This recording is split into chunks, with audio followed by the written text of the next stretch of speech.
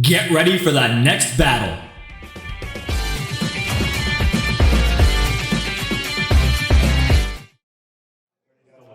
What's going on, YouTube? This is D-Riggedy-Wreck here with Argo, bringing you another Gundam Card Game feature match here on the channel. If you guys enjoyed today's feature match, be sure to leave a like and subscribe, as always, for future content. Getting into today's match, on the left, piloted by myself, we have got Blue White Academy Tempo, running it back once again here on the channel with Blue White Academy Tempo there. And on the right, my opponent for today is running it back with Red White, I want to call it Justice Midrange. I didn't get a formal name for the list there, but in playing the list, it's a bit different from Justice Blockers, as you'll see as we play more into today's match there. Bit different when you get into the mid to late game. A little bit of the pressure that the deck applies is a bit different than the way Justice Blockers usually runs, so you'll see some of that there. Into the early game, though, my opponent does take the advantage early on, throwing down a Demi Garrison as well as the Ilfrith to match my one Demi Garrison. And I throw down a Daryl Balda to try and match up with that. We're going to swing into his EX base there to trade the same way he did last turn there, with his Demi Garrison into my EX base there. Passing it back to him for his turn 3. He's at level 4, so he has access to quite a few things in this list that he's running today. But it's going to come down to if he's able to pop off and see a lot of his key mid-game and late-game targets getting into the flow of the deck and really applying some pressure on the board while also applying some control. As we see right there, he does throw down the close combat to eliminate my level 3 there, to get rid of my larger attacker. The 2 HP, unfortunately, makes it a little underwhelming without a link like the Suletta, so that does throw it into close combat territory. I'm going to follow that turn up with a Corsica base to get out of Tallgeese. And much like the Darabalda there, unfortunately, it is a 4-2, so it is in dangerous territory for something lethal like close combat or some of the other cards that he's running in this list as well. We're going to take out that EX base with the Demi Garrison. That'll be the end of my turn 4 there. Passing it back for my opponent's turn 5 now. And he hasn't used his EX resource just yet. Again, now he's at level 5, though he's on turn 4. And it works out for the way his deck list is oriented there. The low end can take advantage of the lack of a use of an EX resource there to save that level to make sure that he's able to play into some of his larger units in the deck there, even though the cost might not be there. He's going to trade his Demi Garrison for mine there to get rid of that, and then throw down a Sword Strike Gundam, and this is part of the differentiated tech that this deck plays against Justice Blockers. So it plays the Sword Strike, and with that he's able to bounce on attack the Tallgeese there to get rid of my token unit, and I won't be able to get that back for the remainder of this game there now that the Corsica base is eliminated from my base area there in the shield. Now we're getting into our turn 5 there. We're at level 5. We should be able to accelerate a little bit. However, we are running a little lean on commands. This is our second command here. We're seeing the overflowing affection there after the Choo-Choo's command there from earlier on, using that against the Ilfrith. We need at least 4 to be able to proc either the Michaelis or the Gundam Aerial. That makes 3 commands. We're going to throw down a Striker Pack to make either a 4-2 or a 2-4. We're going to make the 2-4. A little underwhelming in this instance because it's either you lose it or you can't block with it, unfortunately. In this instance there, with the Sword Strike on board, it's either if he swings with it, it gets bounced and then I lose the token, or if he does swing and I have the 2-4 instead of the 4-2, then he just reduces the AP by 2, making it a net 0 blocker. Unfortunately, it does save us again the shield, but it doesn't trade any damage back into whatever is attacking. So really makes the Sword Strike a lethal combo with the Kira in the deck there, making it a 6-4. The 4 HP, you could probably play around that a little bit if you play some ping. Like if you play blue-red ping there, you could throw down a gun tank while it's rested and then ping it with the Battle of Aces to destroy it. So against ping, it might have a bit of a hard time, but in this instance here, we're not running anything that does any kind of damage. This is more or less a control variant that does a lot of either bouncing or resting. on my side of the board there, namely bouncing with the Hawk of Endymion as well as the blue package with the Amuro there. If we can see into that more, that may allow us to come back a little bit in this mid game, getting into the late game. But right now, my opponent does have the board advantage. He's throwing down an Aegis Gundam.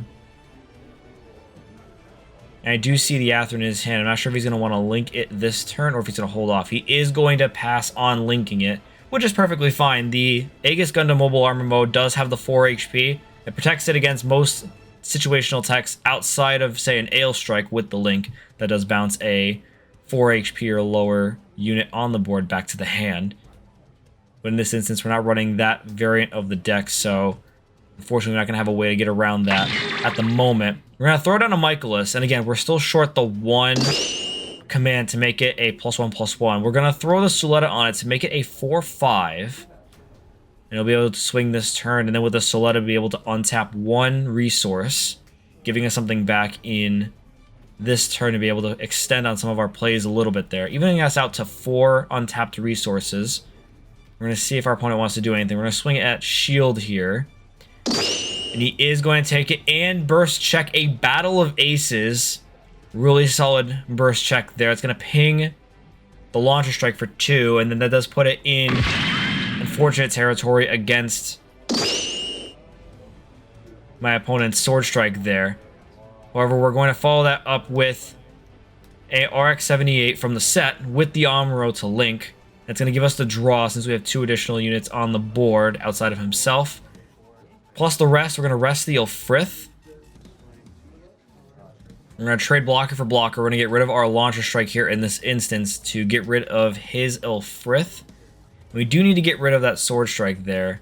Or we did just play that Gundam there. Not entirely sure if we want to lose it this turn, even though we can't attack with it. We are going to attack with it, though, in this instance. And we're going to trade our RX-78 for his sword strike there. And that'll be the end of my turn 6. Passing it back there. He's now at 7 resources there, which means that he does have level 7 active, which puts him in range for Justice, the Justice Gundam. He's going to swing Aegis first. We're going to burst check the Amuro Ray. He's going to pay the 5 to throw down the Justice. Nice Altar Justice, by the way. And the Athrun Zala for the link. And then with that, he gets the Fatum, and the Fatum can attack this turn if he so chooses, which he will. It'll eliminate all of my shields. We're going to burst check the Suletta Mercury there, and that'll be the end of his turn 6. Going into our turn 7 here. And with the loss of the overflowing from the shield area, that does make 4, so the Michaelis does have +1/+1 on it, making it a 5/6. The 5/6 is definitely useful in this instance here. And we just gotta double check there. I forgot to ramp up to 7 this turn for the resources. So 7 resources does give us access to all of the deck in this instance. Now we do have access to the rebuild. We're gonna throw down a aerial for 1 now that we have the 4 resources. It only costs 1. And we're gonna use that Suletta from that burst from earlier to link the aerial that we just played there. Good 2-cost play, making it a 4/5.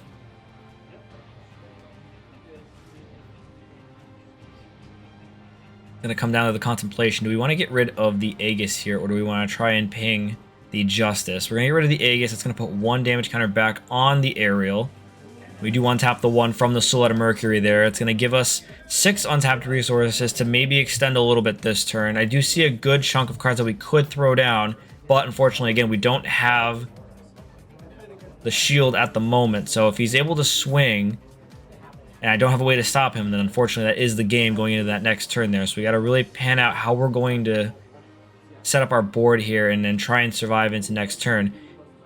Irregardless, if we're able to get rid of his board and he still has the link, then that is game regardless. So it's going to come down to if we can at least clear some board and he hopefully doesn't have the link for this upcoming turn. We're going to swing the Michaelis into the Justice, untapping the 1 resource there. It's going to put 5 on the Justice.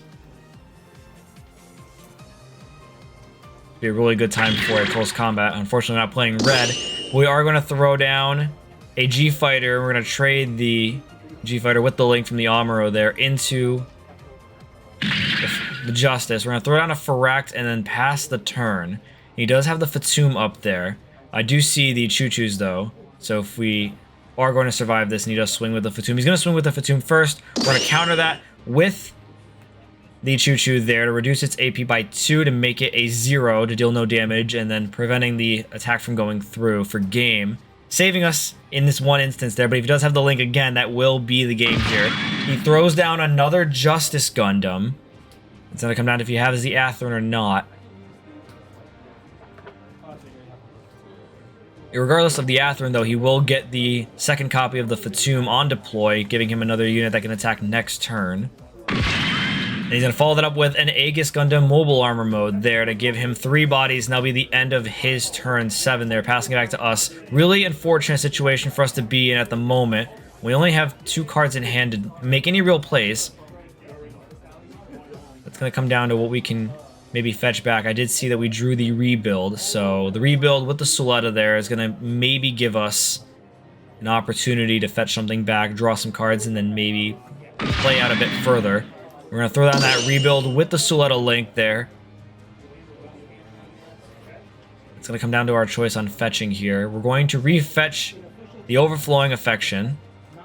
And that gives us 2, potentially 4 resources to extend on some of our plays here. If we can draw into something that might be useful here. So we'll do that first. We draw a Choo-Choo and a Corsica base. Now, situationally, this might have been perfect if we were just drawing the 2 and that would have been it. The best combo, I think, to maybe save us in this instance would have been to draw both the Corsica and the Amuro if we were, of course, playing the Show of Resolve to just draw 2 instead of having to pitch 1 here. Unfortunately, we only get to keep the 1. We're going to keep the Corsica base. Yeah, but the Amuro there would have been able to rest something like the Justice in this instance there, giving us the extra swing, and then the base would have given us exactly 5 to stave off the other 2 that would be swinging for exactly 5. So we're going to take out that rested Fatum. He's going to replace the vanilla token they just threw down there to show the second copy. We're going to swing rebuild into shield. He's going to burst check a base, the mining asteroid for the 6 HP. And then we're going to deal 4 into the base. And unfortunately, even with that, we'll pay the 3 after untapping 2 from the rebuild and the aerial to throw down the Corsica base, and then that will be the end of our turn 7. Passing it back. We'll draw for turn 7 there. Swing with the Justice first, and then the Fatum for game. Thanks again for watching, guys. Once again, if you guys enjoyed today's video, be sure to leave a like and subscribe. As always, leave a comment down below about what you've been encountering in your locals. But until the next video, guys, take care.